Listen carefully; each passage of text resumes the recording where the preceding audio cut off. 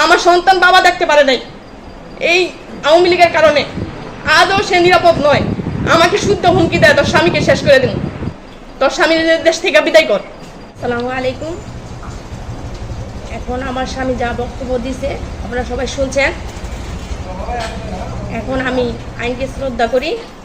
এখন নাদিম এবং নাদিমের ভাই ইউসুফ ভুইয়া সে আমাকেও হুমকি দিছে যে তোর স্বামী যদি এসব না সরে তাহলে আমার স্বামীর অবস্থা খারাপ করবে, মাইরা ফেলার হুমকি দিছে। আমার সন্তান নিরাপদ নয়। এখন গতকালকের যে ঘটনা, মিথ্যা প্রচারণা, আমরা হতবাক যে এমন মিথ্যা কথা কিভাবে দিতে পারে।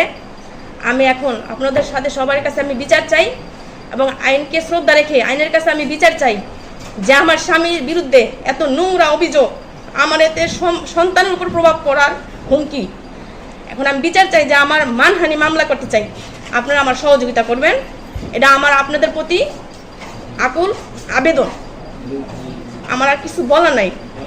আমি এই নোংরা মিথ্যা অভিযোগের আপনাদের কাছে আমি বিচার চাই এবং দেশবাসীর কাছে আমি বিচার চাই।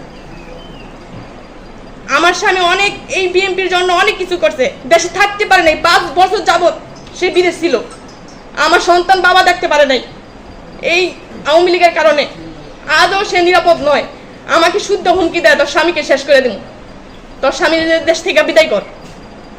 আমি বিচার চাই যাতে আইন প্রশাসন সুষ্ঠুভাবে তদন্ত করে আপনার এটার বিচার করে দেন এবং আমার স্বামীর নিরাপত্তা দেন।